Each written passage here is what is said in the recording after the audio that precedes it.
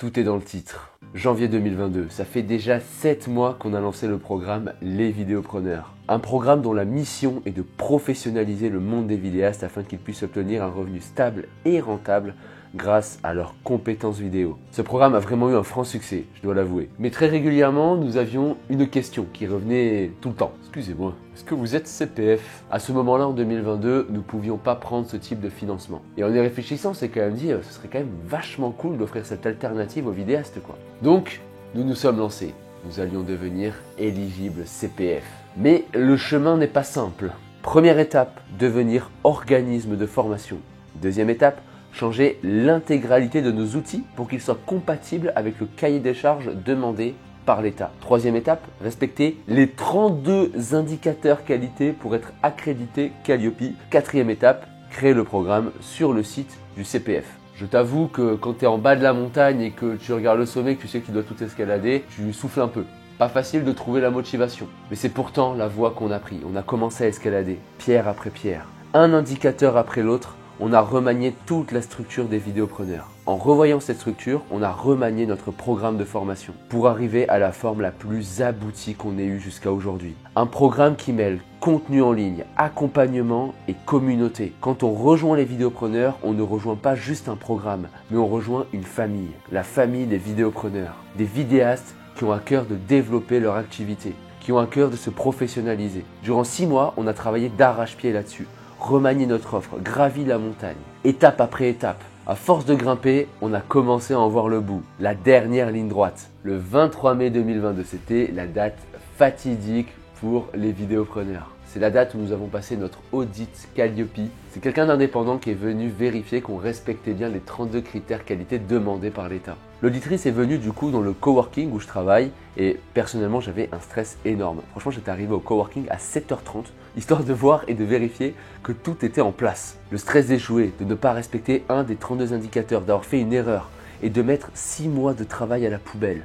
Même si j'avais passé 6 mois sur la même tâche, que j'avais revu les indicateurs des dizaines de fois chacun, j'avais toujours cette peur de « purée, s'il faut, j'ai manqué quelque chose ». Et ce manquer quelque chose, ça voulait dire mettre 6 mois de travail à la poubelle. De 8h30 à 15h environ, l'auditrice a passé en revue tous les indicateurs, les uns après les autres. Et la décision est tombée. Tout était très bien. Nous étions Calliope. La 3e étape était franchie. Ce jour-là, je me rappelle, j'étais trop content. Alors, dans mon entourage, personne ne comprenait vraiment la difficulté, parce que tu parles de Calliope, les gens savent pas ce que c'est. Mais dans ma tête, c'était Bamboleilo, c'était la fiesta. Le temps de quelques procédures, et nous avons pu, début juin, lancer notre première offre en CPF. Avec cette nouvelle offre, nous avons accompagné aujourd'hui des dizaines et des dizaines de vidéastes qui ont chacun fait évoluer leur business. Apprendre à connaître ces vidéastes, les voir évoluer au fil des semaines, nouer des relations avec eux, les voir aussi réussir à accomplir des choses, signer des deals, décrocher des rendez-vous, etc. etc. Tout ça, ça reste le meilleur cadeau pour nous. Mais malheureusement, tout a une fin. Le CPF, c'est vraiment une bénédiction pour toutes les personnes souhaitant se réorienter. Mais malheureusement, énormément d'organismes l'ont utilisé à mauvais escient. Appel de prospection abusif, influenceurs à Dubaï qui vous échangent le CPF contre un iPhone ou que sais-je encore. Est-ce que toi, tu aurais pensé un jour dans ta vie que l'État va te payer ton iPhone 13 ou ton iPad? Bref, tout y est passé. Et face à ça, l'État, il fait pas dans la demi-mesure. Tous les organismes se font virer de la plateforme du CPF. La logique, elle est plutôt simple.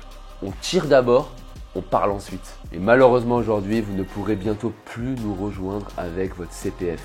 Même si nous respectons tous les critères, on paye tous les abus des autres. Mais si vous aviez le projet de nous rejoindre prochainement, j'ai quelque chose à vous proposer. Durant la semaine du 14 novembre au 20 novembre, on ouvre les inscriptions. Vous avez une dernière fois la possibilité de déposer vos dossiers et d'accéder à la version complète des vidéopreneurs. Et ce qu'on fera, c'est qu'on s'adaptera à chacun, on décalera justement les 6 semaines d'accompagnement et on s'adaptera au planning de chacun. C'est assez cool quand on y pense parce que vous allez avoir le temps de bien travailler le programme à votre rythme, tranquille. Et lorsque vous allez vouloir vous lancer de manière concrète, Antoine et moi allons être derrière vous et toute la promotion des vidéopreneurs pour vous pousser et vous aider à appliquer justement tous les concepts qu'il y a dans le programme. Dans tous les cas, c'est la dernière fois que vous allez pouvoir nous rejoindre avec votre CPF.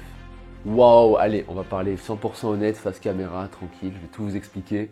Il y a 2 semaines environ, nous avons reçu un courrier qui nous indiquait que justement, il fallait se mettre en règle par rapport aux réglementations liées au CPF, au cahier des charges. Sinon, on allait se faire dégager du site du CPF. Alors on a été assez surpris parce que justement on respecte toutes ces réglementations et on met un point d'honneur à les respecter. Et on s'est rapproché d'une avocate pour voir un petit peu ce qu'il en était.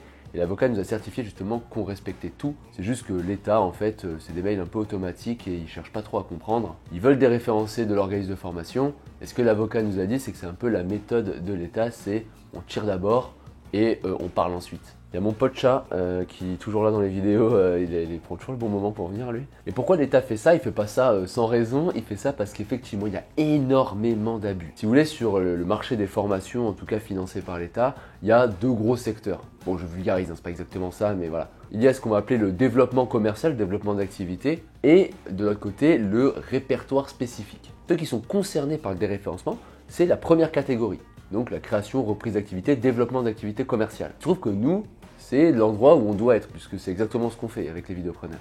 Et pourquoi vous allez me dire qu'ils déréférencent dans cette première catégorie et pas les répertoires spécifiques? C'est parce que pour rentrer dans la première catégorie, c'est genre méga simple, mais méga simple. Et surtout, il n'y a aucune vérification. Une fois que vous êtes Calliope, vous pouvez mettre n'importe quoi. Si demain j'ai envie de faire une formation pour apprendre à éplucher les patates, c'est possible. Donc on est quand même dans une catégorie de développement d'entreprise, en gros. Vous pouvez y trouver des gens qui vous apprennent la guitare dans ces catégories. Et il y a un module random en mode développement d'entreprise, vous savez pas ce qu'il fait là. Et ça encore, ce sont des gens qui font des formations, donc on pourrait dire, bon allez, pourquoi pas.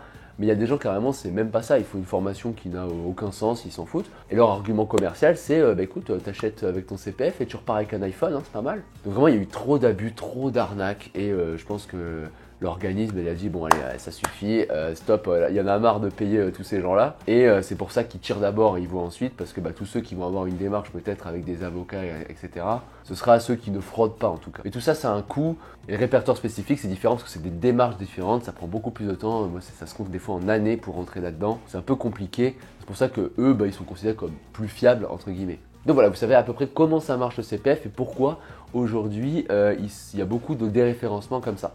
Donc nous, suite à la lettre, comme je l'ai dit, on s'est rapproché d'une avocate qui nous a dit qu'on respectait tout, nous a un peu expliqué aussi comment ça allait fonctionner. Donc l'idée, c'est qu'elle est très confiante sur le fait qu'on se fasse re-référencer, mais c'est que ça prend du temps et ça coûte de l'argent. Et que dans ce laps de temps, il y a énormément de vidéastes, je sais, qui voulaient rentrer en janvier par exemple, qui comptaient beaucoup sur le CPF. D'ailleurs, toutes ces démarches, nous on les a fait d'abord pour les vidéastes, parce que nous, ça ne nous avantage pas trop en fait de prendre des financements CPF, dans le sens où il y a beaucoup plus de délais. D'un point de vue organisation, c'est beaucoup plus lourd. Donc quelque part, entre quelqu'un qui paye avec son argent, disons, et quelqu'un qui paye avec le CPF, nous on préférait quelqu'un qui paye avec son argent. Niveau organisation, c'est plus simple.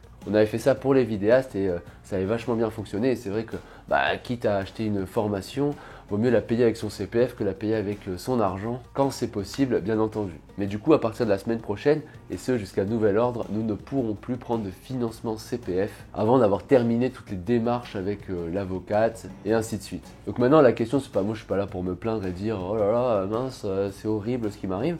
Pas du tout. Comment il faut réagir dans cette situation? Parce que vous aussi, dans vos agences de production, vous allez avoir des coups durs. Des clients méga récurrents qui partent avec quelqu'un d'autre, ce genre de choses qui vous mettent vraiment à mal, ça peut arriver. Alors je dis pas que c'est la meilleure façon de réagir, je vous partage comment moi je réagis.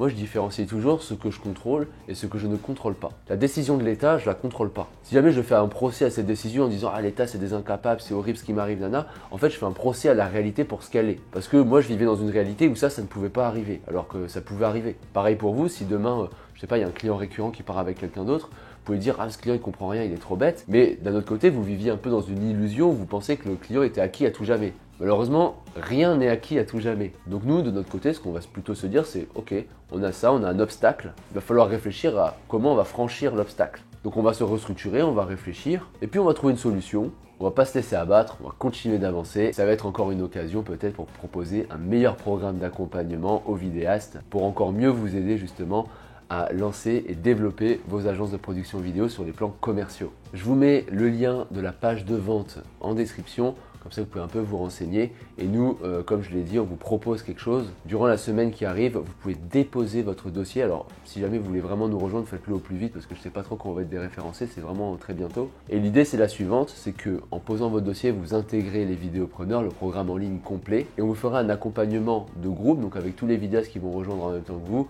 sur 6 semaines à partir de janvier. Et si jamais vous souhaitez, on peut bien sûr peut-être décaler cet accompagnement. C'est la seule façon qu'on a trouvé pour, si jamais vous souhaitez nous rejoindre avec le CPF, de pouvoir poser votre dossier et de pouvoir une dernière fois profiter effectivement de cet énorme avantage qu'il y a en France, de pouvoir se former, se réorienter quasiment gratuitement. Voilà, c'était une vidéo peut-être un peu moins fun que d'autres. Sur ce, moi je vous laisse là, je vous dis à bientôt et bon courage dans vos projets.